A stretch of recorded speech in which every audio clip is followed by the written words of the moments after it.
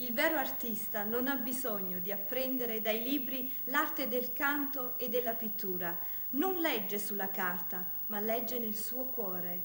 E allora canta, dipinge, inventa. Quanta nostalgia! I silenzi, i piccoli rumori, il mare, i quartieri, cose care di tanto tempo fa.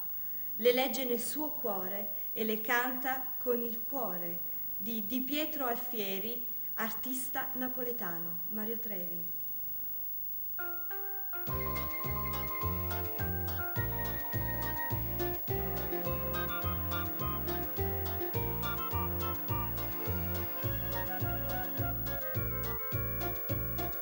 Tu vuoi sapere, si so cantante vero, cantante diplomato, giorno sono ignorante, ma fa cantando coro, e a te da pare poco, e a te da pare poco.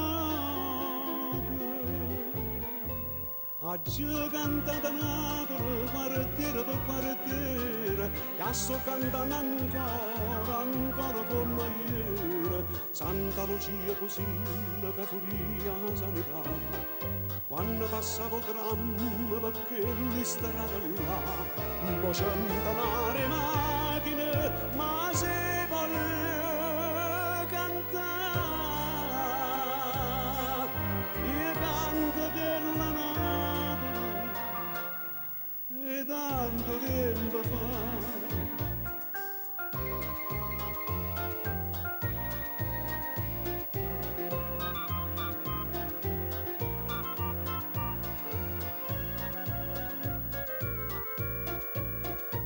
Tu vuoi sapere, si so pittore vero, pittore all'accademia, giorno sono ignorante, ma fa pittore mare, e a te da pare poco, e a te da pare poco.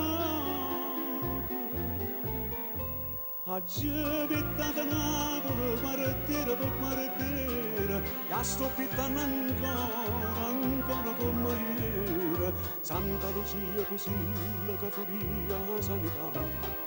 Quando passavo tram, perché li strada là, mo centenare macchine, ma si vuole pittare, i pitti della Napoli, e tanto tempo fa.